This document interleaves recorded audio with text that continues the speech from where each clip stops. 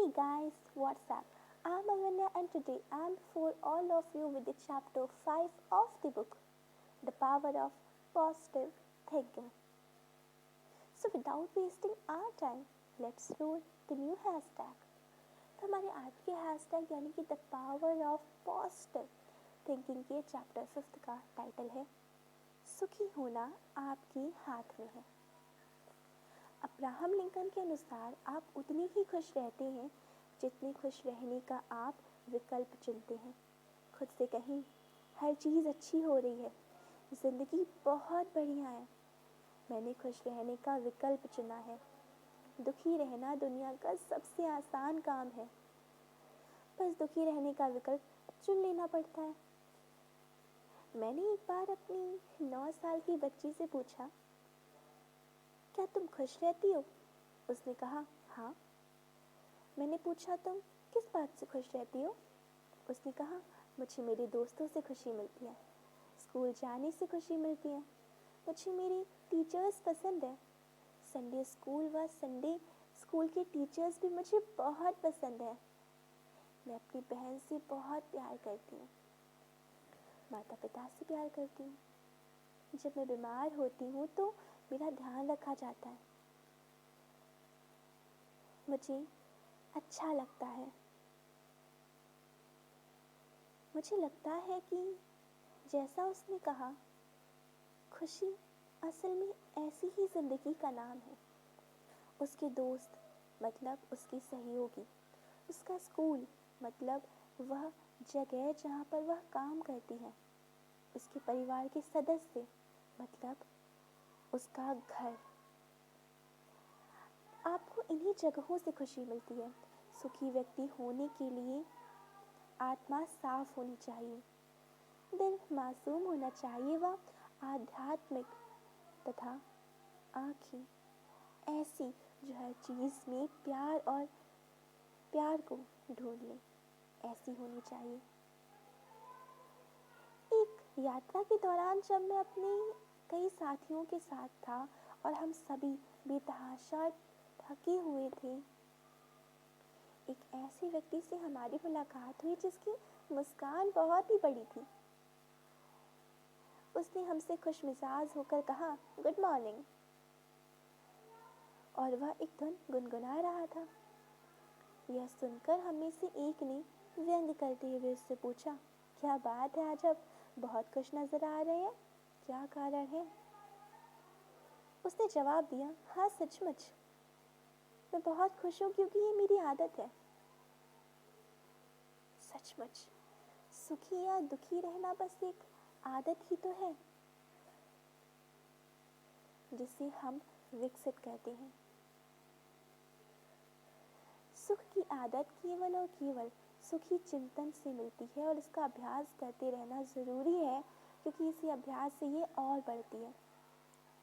कहते ना, practice makes the man perfect. सुखी विचारों की सूची बनाएं और सुबह बिस्तर छोड़ने से पहले इन्हें अपने मस्तिष्क में यानी कि दिमाग में भर लें। ये कभी ना सोचें कि आज का दिन खराब गुजरेगा। जब सुबह ये सारी चीज़ें आप 3 बार जोर जोर से कहें कि ये दिन प्रभु ने बनाया है, हम खुश रहेंगे और इसका आनंद लेंगे। इसे हर सुबह बिस्तर छोड़ने से पहले 3 बार जोर जोर से कहें और अपने दिमाग में बिठा लें।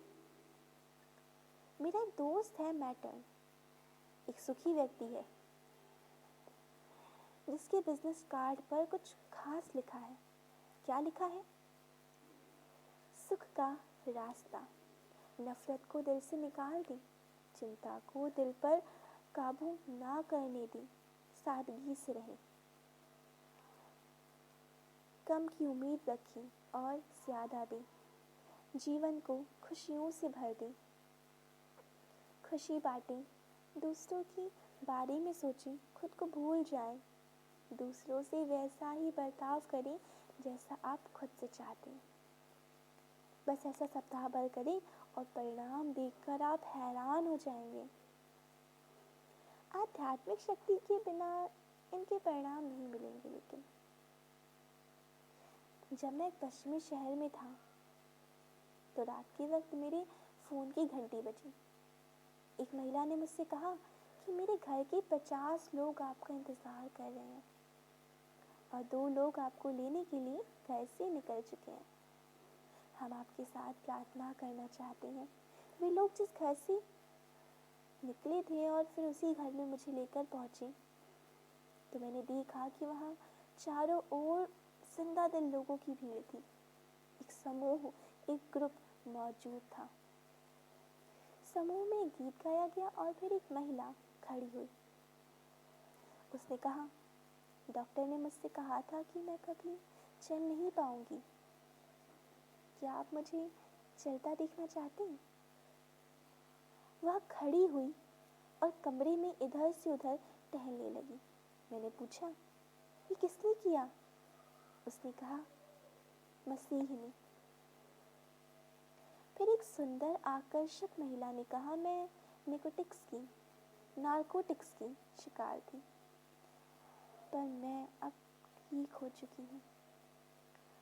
उसने भी कहा, ये मसीह ने किया है। फिर एक दंपत्ति जो अलग हो चुके थे, वे अब ज़्यादा सुखी और साथ में थे। उन्होंने भी कहा कि मसीह ने हमें फिर से एक कर दिया है। एक व्यक्ति जो शराबी था बिल्कुल स्वस्थ होकर मेरे सामने खड़ा था। जब मैंने उससे पूछा कि ये किसने किया है तो उसने कहा, ईसा मसीह ने। इस तरह के कुछ वाक़याओं के बाद पूरे कमरे की रोशनी को थोड़ा कम कर दिया गया और हम सब ने एक दूसरे का हाथ थामा और एक गोला बना लिया। कमरे में चारों तरफ शक्ति प्रवाहित हो रही थी और मैं जान गया था कि मसीह अब इस घर में मौजूद थे। उनकी शक्ति ने हम सभी को स्पर्श किया था और इन लोगों ने उन्हें अपने बीच अब बुला लिया था। यही सुख का रहस्य है। आप इस अनुभव को प्राप्त करें, आपको असली सुख मिल जाएगा। So that was the chapter 5th of the book, The Power of Positive Thinking, called सुखी होना आपके हाथों में है।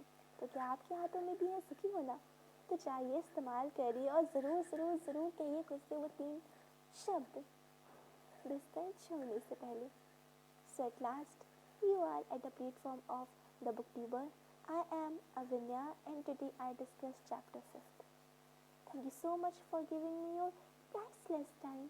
Take care. Bye-bye.